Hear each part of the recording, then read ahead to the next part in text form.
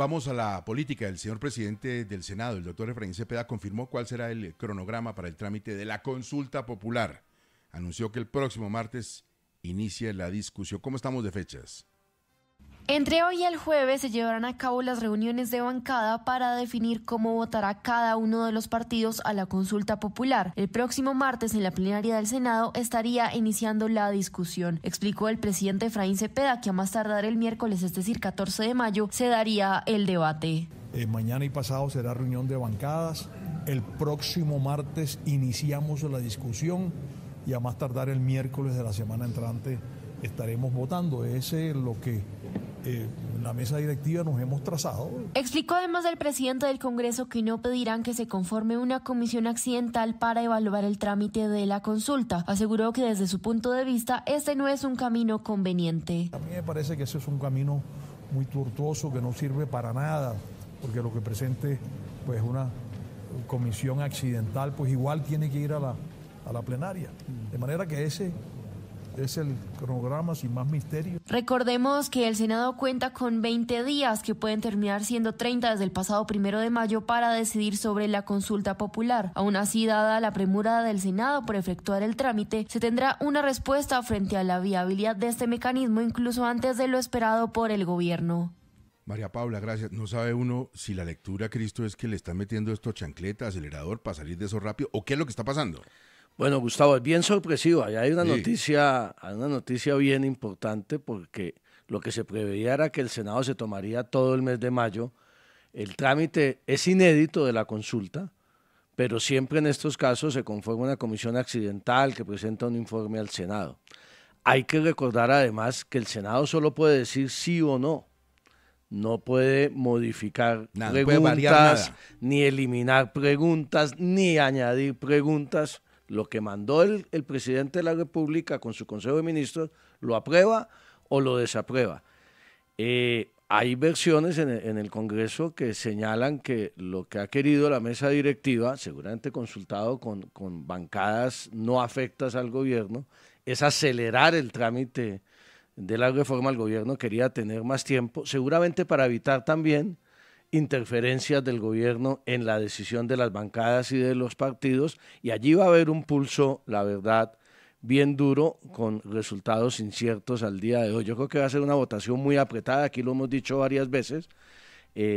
Parece difícil predecir un resultado, sobre todo si se da la próxima semana, y veo difícil también que haya posiciones únicas de bancada. Yo creo que allí va a haber división al interior de las distintas bancadas. Bueno, y en ese escenario del Congreso se confirmó el primer nombre que oficialmente competirá por la presidencia del Senado para la próxima legislatura. Sebastián, cuéntenos quién es y cómo se hizo ese anuncio.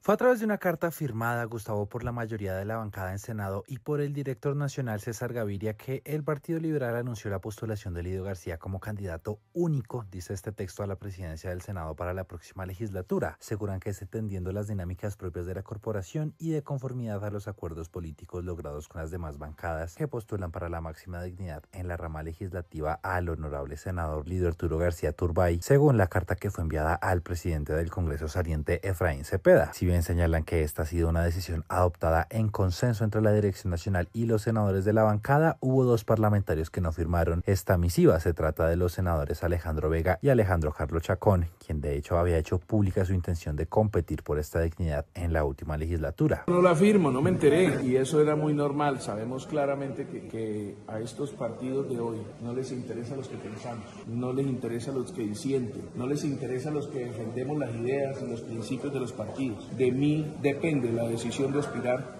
y no, por supuesto, una decisión de bancada que ya el Consejo de Estado, la Corte Constitucional, diferentes jurisprudencias han dicho que eso no es obligatorio. Lo cierto es que de momento van a ser dos los nombres que compitan por la máxima dignidad en el Senado de la República el próximo 20 de julio. Se trata entonces de Lidio García, que ya fue presidente del Senado en el gobierno anterior, y también ahora Alejandro Carlos Chacón, quien fue presidente pero de la Cámara de Representantes. Será en los próximos días que los distintos partidos definan si apoyan una u otra candidatura. Vanessa, y resucitó el doctor Iván Name. En medio, Gustavo, de ese proceso que adelanta la Corte Suprema de Justicia en su contra por su posible participación en el entramado de corrupción en la unidad de gestión de riesgo, El expresidente del Congreso, Iván Name, habló así de su posible despedida. Que no sea, si esta sea mi despedida, en el tránsito de una democracia en la que creemos, de una justicia en la que confiamos. Siento que cumplí con mi deber de enfrentar el desbordamiento institucional.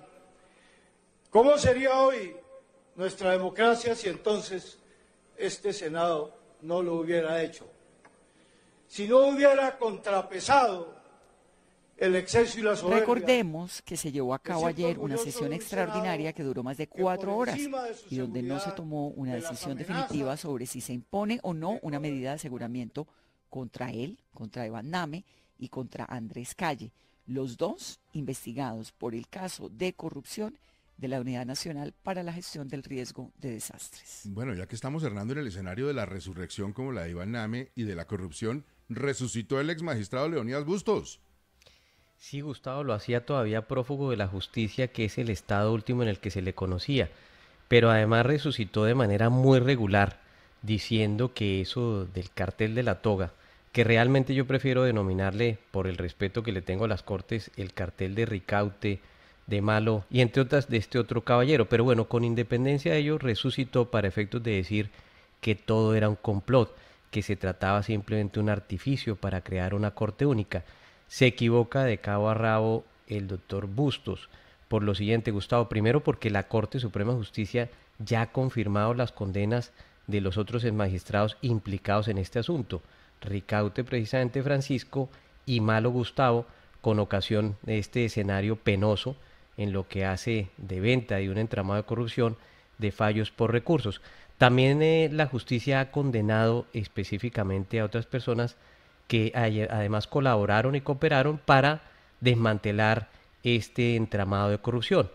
Seguramente si apeláramos a ese diccionario de la música popular, podríamos decir dos cosas en resumen: que, como decía Alicia Juárez, Bustos se equivocó a lo macho, y que, como decía precisamente La Gota Fría, solamente está tratando de limpiarse las uñas con la honradez de la justicia. De los demás magistrados, para vergüenza de este país, de un hombre que debería medir muy bien su lengua cuando habla, después de todo lo que lideró y las cosas terribles en las que participó. Son las 6:54. Apareció una hoja de vida, Diana Saray. Por fin, Gustavo, se publicó la hoja de vida del exministro de Defensa Iván Velásquez en Aspirantes, que es donde el gobierno publica las hojas de vida cuando ya están listos los nombramientos. Como lo habíamos contado aquí hace rato, pues él va a ser el nuevo embajador ante la Santa Sede.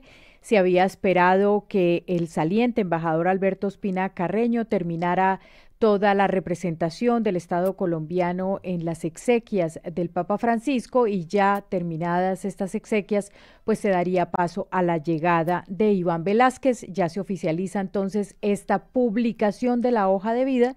Lo que viene ahora es el nombramiento oficial como embajador de Iván Velásquez. Santa Sede ahora. 6:55. Usted lo dijo ayer y pasó, que se iba a hundir el transfugismo. ¿Quiénes ganaron, quiénes perdieron, Cristo?